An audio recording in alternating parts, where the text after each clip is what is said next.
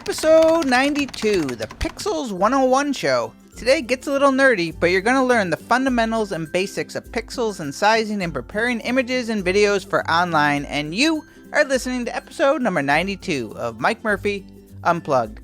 Learn, create, move forward. I am your host, Mike Murphy. I'm a one-man band, a technology junkie. I love helping people figure things out, and I am really excited to be here with you today. The goal of Mike Murphy Unplugged, it's to help you learn what you need to know in order to create online content so you can move forward in business and in life. And in this episode number 92 today, it's all about pixels and resolutions and understanding the fundamentals of sizing and preparing photos and videos for use on the web. Today is the stuff that you kind of know or you're familiar with, but maybe you're just too embarrassed to ask or you're not really sure how they all relate to each other.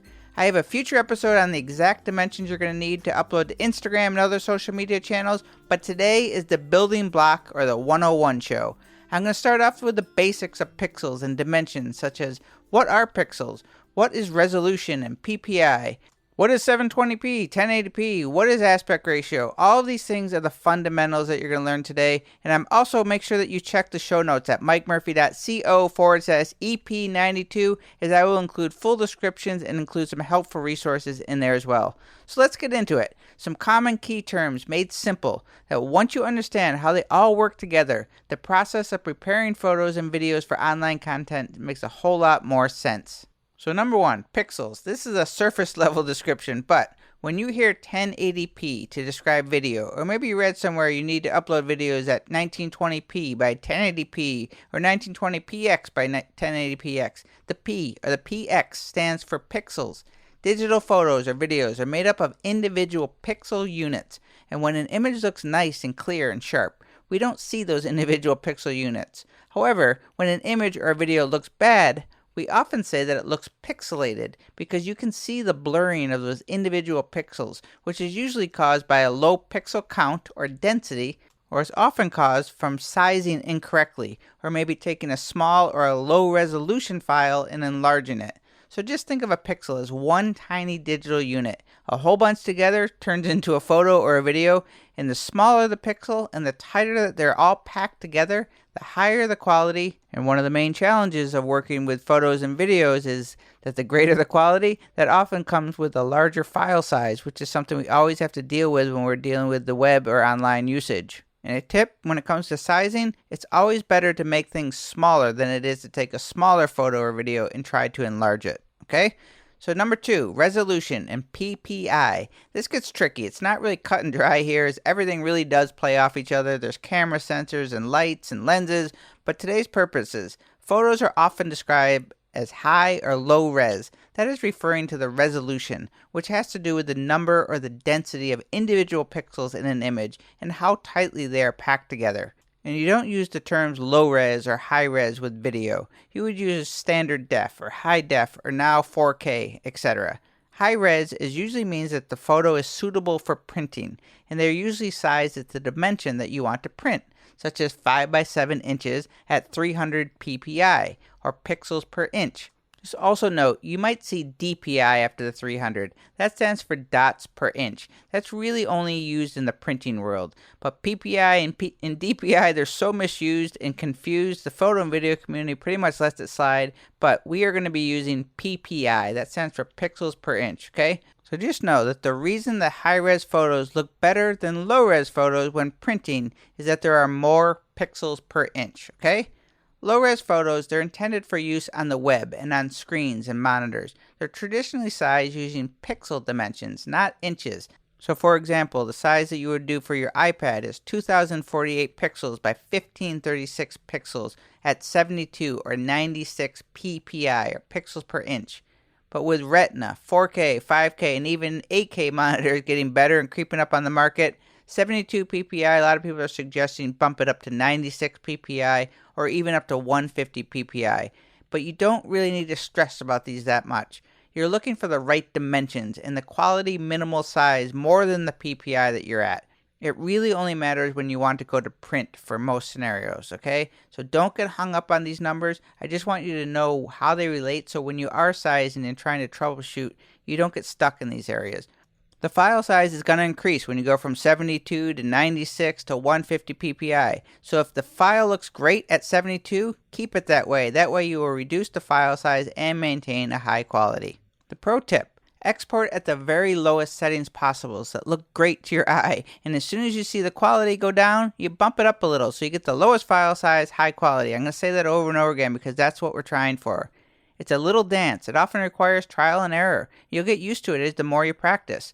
For programs where there is an image quality slider, such as in Adobe Lightroom or Photoshop, I rarely use the maximum settings, but I will experiment to see how low that I can go and still have the images looking good. And now I know all of my programs inside out, so now it's second nature. But that's what it takes to get started. You just play. You try and you see what looks good, then you make a note of it in your head and you keep going. This process is the exact same with podcasting. After I record this podcast, I do not export at the highest quality possible because the file size would be too big. So I had to test and experiment and find the perfect balance of quality and size. If my podcast was really big in file size, it would take longer for you to download. It would also take up a lot of space on your phone. So photos are similar, especially when you're uploading to your website. Your website will accept high-resolution, giant photos. They may look great, but your website will take a long time to load, and visitors are going to get frustrated and leave. That's not good. There we go. Balance between the quality and the file size is the name of the game in everything you're going to be producing for online content, okay? Now I want to shift a little bit to video. Video can be complicated, but one of the basic terms that you need to understand is aspect ratio. And aspect ratio works the exact same way with photos, but we tend to use it more in videos, and it's something that really throws people off. Aspect ratio is simply the relationship of width to height of a photo or video, okay? So let that set in. Width or horizontal to height, or vertical as it might be called. Aspect ratio, it's not the size of the video, it's the proportions of the video, okay? So the most common aspect ratio you're probably going to be familiar with for online video right now is 16:9, or 16:9 as you might see it. Does that ring a bell? The first number, 16, represents width. The second number, 9, is the height, okay? So when you are watching a horizontal video on YouTube or taking videos on your iPhone, you are most likely watching a 16:9 HD video that you might also hear it called 1080p or high def video, okay? That's 16:9 HD video. Commit this to memory. It's going to serve 90% of your video production needs. The most common video size is 1920 pixels by 1080 pixels with an aspect ratio of 16:9, okay? 16:9 is what you'll see. And when I make my video thumbnails, my template that I size in Photoshop is 1920 pixels by 1080 pixels at 72 ppi, or pixels per inch. Do you see how they all fit together? And back in the day, you may recall 720p. That is now called standard high def because technology is getting better. It's still considered high definition at 720p, but screens and monitors that are getting crazy good, 720p is becoming obsolete. But it's still really handy when you want that smaller file size, but need to keep the same shape as an HD 16:9 video. So the actual size of 720p that used to be very common back in the day is 1280 by 720 pixels, okay? That is also a 16:9 aspect ratio. There are going to be many cases, let's say you're doing a blog post or sending out an email newsletter and you want a little small video. You don't want the big 1920 by 1080 size, but you want to go something smaller. As long as you scale down within that 16:9 aspect ratio, it's going to fit perfectly. It's going to be the same dimensions and proportions because you are staying in that 16:9 aspect ratio. And be sure to check the show notes. I'm going to leave a link to an aspect ratio calculator, which makes it really easy to see all the sizes that you can scale down to and all the sizes you can scale up to if you need a perfect size but want to stay in that 16:9 aspect ratio. Okay, vertical video. What happens if you flip the numbers around and you have 1080 pixels by 1920 pixels high? That is a 9:16 ratio. So we flip the 16:9 to 9:16. So if the first number, the width, remember, is bigger than the second number, the height, you have a horizontal video. Try to envision that. 9:16 is vertical because the width is shorter than the height. It's common sense, but once you kind of grasp this, you can just glance at an aspect ratio and know exactly what you're dealing with. So if you're shooting a vertical video with your iPhone or looking at Instagram stories, you are looking at a 9:16 aspect ratio, typically sized at 1080 pixels wide by 1920 pixels high. Okay, break out the thinking caps. We got a brain teaser here. What happens if you have a 1:1 aspect ratio? What shape do you have when the width equals the height, or all four sides are exactly the same? That's right, a square. Square videos are very common. Actually, some of the best performing videos on Instagram, Facebook, and social media in general are square. So square videos have a 1:1 aspect ratio, and just as an FYI, the size that I typically use for square videos is 1920 by 1920 pixels. Okay, let's do a little wrap up and recap time. I know your head is spinning. You might be wondering, what does all this matter? Okay? Well, the better you understand the terminology of graphics or photos or videos, the easier creating content becomes, because you don't focus on the technical jargon and don't get overwhelmed by all these little numbers, so you can concentrate on creating. There are a lot of things you need to deal with. Size does matter. And as soon as you realize there is no one size fits all, but there is a simple way to resize and repurpose images and videos, you're going to be more efficient and you're going to save time if you understand the basics. Video can be a bear when getting started. I haven't even talked about frames per second, codecs, export settings. All I wanted for you today was just get a grasp on some of the most common terms, like pixel dimensions and aspect ratios. These are so basic, but so many people just don't get them. The more you know the fundamentals, the more you can up your content creation game. When I first started in podcasting, I recognized all the terms and the words used in audio, but I did not really know the basics of the big picture of how they all worked and how they all work together and what I really needed to use for my podcast and what I didn't need to use. And the more that I understood the basics and the fundamentals, the easier everything got. I realized I was actually overcomplicating and doing way too much before I actually picked them apart and learned what they did. The same is exactly true in photo and video.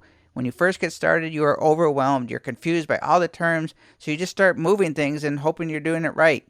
Once you actually really understand it, you start to do less. Okay, let's wrap things up here. When you see 1080p or px, the p or the px is pixels. These are the digital units that make up an image or a video. Okay? High-res photos. These are suitable for printing. For example, 5:7 inches at 300 ppi, pixels per inch, is what you would upload to Shutterfly or Costco if you want to print, right? 5:7, 300 ppi. You've probably all got that warning saying that you did not have a high resolution. It's typically because you are not sizing them correctly at 300 ppi. All right. Low-res photos. This does not imply poor quality. This just means that the photos are intended to be viewed on the web or on screens, not for printing. So 72 ppi or 96 ppi or even up to 150 ppi now are resolutions most commonly associated with the web. Your main concern is getting the right dimensions. And just so you know, when I'm exporting images for the web, I typically use 96 ppi now, but there's probably not much of a difference between 96 and 72. Okay, put the thinking caps back on because I'm going to show you the relationship between a high-res and a low-res photo. So a high-res photo at 5:7 inches, okay, at 300 ppi.